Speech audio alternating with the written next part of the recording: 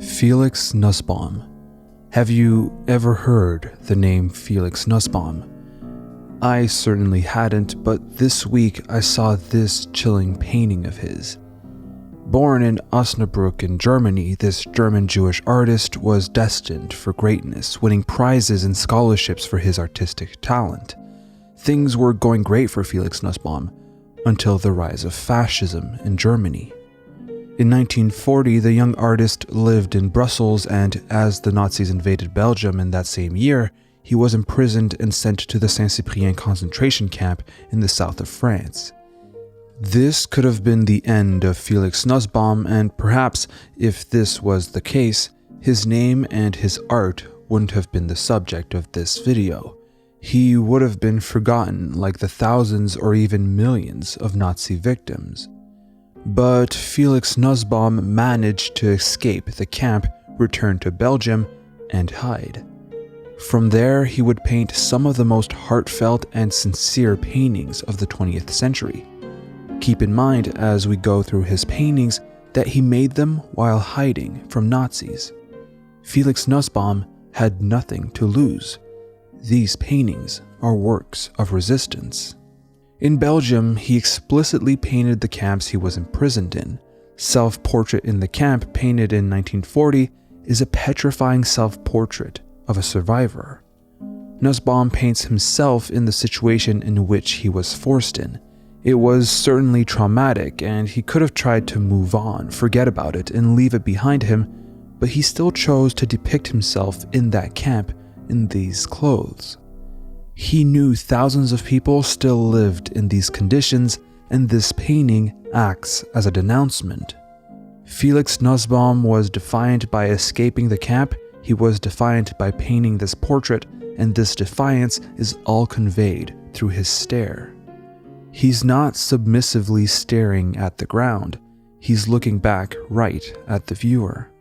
He's confronting the viewer, a viewer who, by virtue of looking at this work of art, is not being persecuted in a camp. We're looking at a concentration camp, and the concentration camp is looking back at us. The background reveals the terrible conditions at the Saint-Cyprien camp, and this is echoed in another painting by Nussbaum, In the Camp.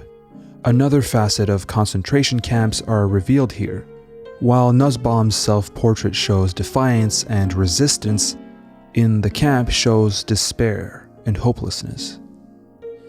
In Self-Portrait in Hiding Place, made in 1944, Felix Nussbaum is presenting himself wearing a talit and a kippah, asserting his Jewish identity and beliefs, which are made even more evident by the presence of a yellow badge on the table.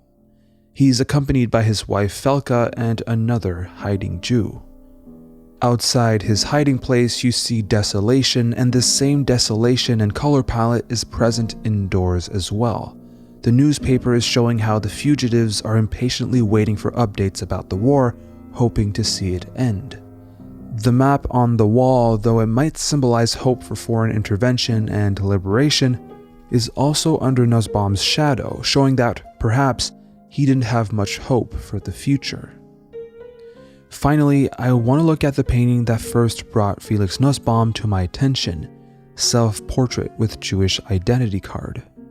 What I find fascinating about this painting is that Felix Nussbaum, according to what I read, never actually had to wear a yellow badge and didn't have a Jewish identity card.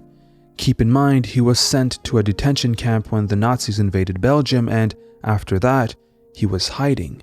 He was never able to go out in public, and therefore, he couldn't wear the badge. So the badge and the identity card are clearly symbolic. Nussbaum is showing the means by which his identity is being dictated by external oppressive forces. He's holding his card up, pointing at himself and looking at the viewer, but this time I don't know if he's being defiant. He's backed in a corner. He's trapped. There's no escape, and he seems afraid. He's vulnerable. It's almost as if Nussbaum is scared of the viewer, as if we, ourselves, were Nazis, as if we cornered him and asked for his identity card. Nussbaum was found in 1944 by the Gestapo hiding at an art dealer's. He was sent and murdered in Auschwitz. Prior to this week, I didn't know the name Felix Nussbaum, but I'm happy I do now because he was an artist who, I believe, painted not for his contemporaries, but for future generations. I believe these paintings weren't meant for his contemporaries because these paintings were extremely illegal. Felix Nussbaum was hiding from the Nazis. He was a Jew. He made Jewish degenerate art. His art was anti-fascist. And what I find fascinating about Felix Nussbaum is that he signed his paintings. This signature, this name is, to me, the most defiant part of Nussbaum's paintings because he owned up to his art. He owned up to his criticism. These paintings could have put him in a lot of trouble, but Felix Nussbaum had nothing to lose, and for the sake of being remembered and because he believed his art would withstand fascism, he signed every painting with a clear and sharp handwriting, making sure that every single letter was legible, and this, to me, was the true act of resistance. Thank you for watching. I hope you enjoyed the video. Thank you for subscribing and liking if you have already. And I'd like to thank especially You Design I Write, Kohler, and every other patron for their support. If you also want to support the channel, check out patreon.com/thecanvas.